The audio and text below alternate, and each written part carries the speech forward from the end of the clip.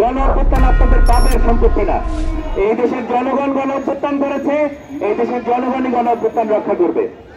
আমি কথা শেষ করার আগে আরেকটা কথা বলতে চাই, আমাদের এখানে যে বৈষম্য বিরোধী ছাত্র আন্দোলন নামে যে প্ল্যাটফর্মটি হয়েছে, আমি মনে করি তাদেরও দায়িত্ব আছে, তাদের পাশে ঢাল হয়ে যারা দাঁড়িয়েছিলেন সেই সব শিক্ষকদের সাথে যে অন্যায় হচ্ছে, তাদের বিরুদ্ধে যে অপপ্রচার চালাচ্ছে।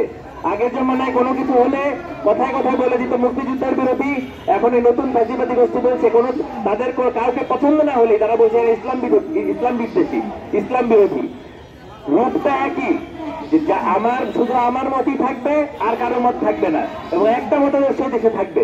এই যে গণ অভ্যুত্থানকে বাপের সম্পত্তি পরিণত করার প্রচেষ্টা, এটার বিরুদ্ধে আমাদেরকে রুখে দাঁড়াতে হবে। এবং বৈষম্য বিরোধী ছাত্র আন্দোলনের নামে যারা আন্দোলন করেছেন তাদের এই ক্ষেত্রে দায়িত্ব আরো বেশি।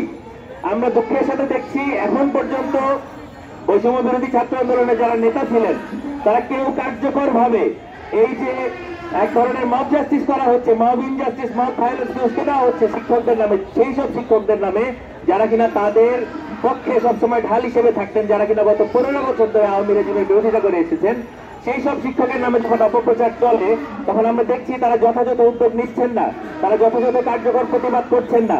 আমরা প্রশ্ন করতে চাই কেন, এবং একই সাথে আমরা এটাও বলতে চাই গণ অভ্যুত্থান যদি ঢাকা বিশ্ববিদ্যালয় থেকে হয়ে থাকে বলে আপনারা মনে করেন, আপনারা চরম ভুল করছেন। গণ অভ্যুত্থান শুধু ঢাকা বিশ্ববিদ্যালয় করে নাই, গণ অভ্যুত্থান এই দেশের মানুষ করেছে, এই দেশের শ্রমিকরা করেছে, এই দেশের জনগণ করেছে। সুতরাং গণ অভ্যুত্থানের সাথে কোনো প্রকার বেইমানি করার কোনো চেষ্টা আপনারা করবেন না। আমরা এই সরকারকেও বলতে চাই গণ অভ্যুত্থানের সাথে বেইমানি করবেন না, কোনো গোষ্ঠীকেই গণ অভ্যুত্থানের বাপের সম্পত্তি বানাতে চেষ্টা করবেন না। গণ অভ্যুত্থানকে বাপের সম্পত্তি বলে মনে করতে চায় এমন কোন গোষ্ঠীকে আপনারা প্রশ্রয় দেবেন না।